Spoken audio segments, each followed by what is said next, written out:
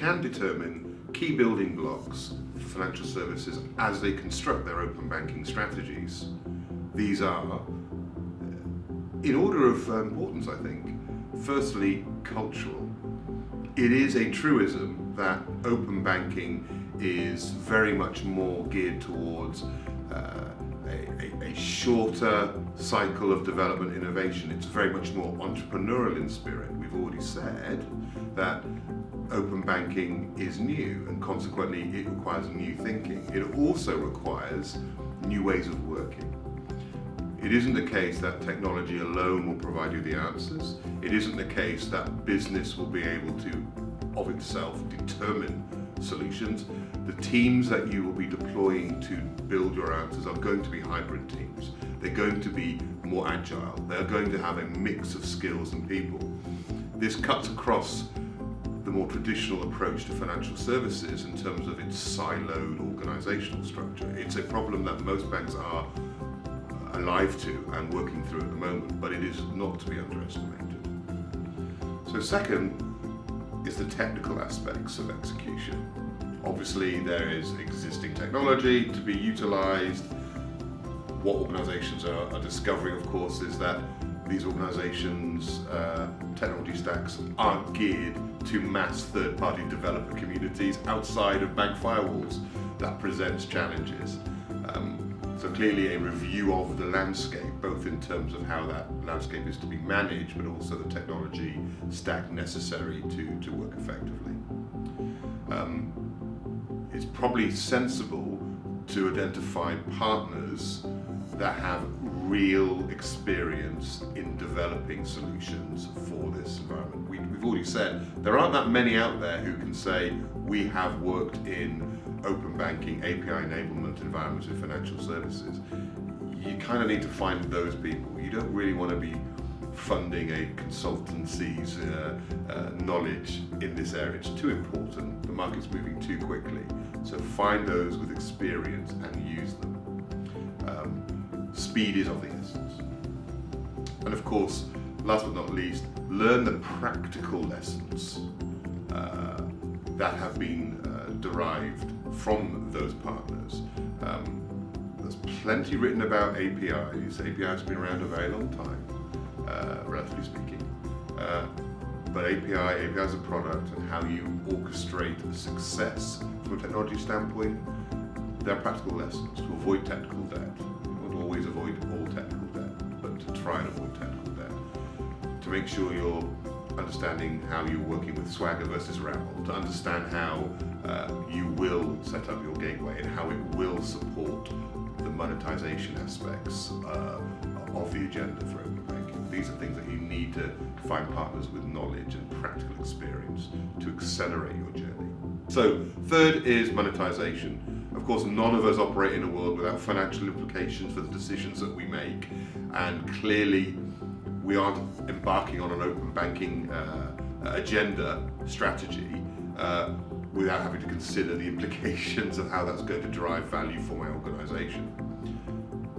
How we structure that in terms of where we start, how we actually drive value, really there are three ways of thinking about that, three different aspects. The first is the internal value that you create. So there is a cost reduction benefit for an open banking agenda in terms of creating more agile, leaner and cost-effective development environments, supporting a greater flexibility in terms of migration of data to cloud, for example, or how I can use my Open API environment to make more informed decisions about the technology stack I'm using for some core systems or their replacement. So there's a value there internally that we shouldn't underestimate, and indeed some of the leaders in the open banking thinking, they began their journeys in precisely those areas to help drive internal efficiencies, and it grew from that into a more external facing agenda. Second is the partnerships. People talk about ecosystem. That's where we're going to get our value. Yes, you are. yes, there's plenty of opportunity there, both in terms of partnering and third parties, and plenty of organisations that we can look at that aren't banks that have generated very large ecosystems to derive value for them in partnerships. There are also aspects of partnerships such as marketplace. A marketplace in a digital sense allows banks to increase their reach to customer segments that they don't see, because they are not their customers. They are the customers of a merchant, they're the customers of a car manufacturer. They aren't their customers, and they would not necessarily see the financial transactions that those merchant relationships could drive. Clearly, that's a great marketplace to operate in. Clearly, the digitization of broker environments, 80% plus or minus a bit more of mortgages are originated through the broker network in the United Kingdom, for example. Open banking is going to potentially disrupt that market quite significantly. We've already seen the emergence of some digital brokers. They are in essence marketplaces too. And for financial service organisations, being able to engage effectively, quickly, with those new digital marketplaces is going to be a critical growth focus. And last but not least is the utility element, the external revenue. Yes, we can charge for metadata on baseline data, for example, in our transaction environments based on CMA. We know that the CMA regulation is going to have a certain definition of data that will be required within the APIs that have been developed. There's value add for adding additional insight and data on top of that, potentially. There's value add for looking at the bank's entire value chain and taking a determination about how do I derive value from my KYC infrastructure.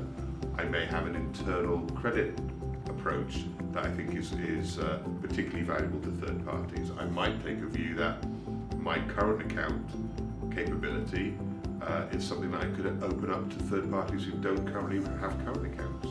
So there's a lot of potential third party revenue there as well. The key here is aligning the API agenda, the regulatory content that's driving initial activity, particularly at the moment of course, with wider, more entrepreneurial approach to how do I expose my bank's capabilities to a wider community to make money.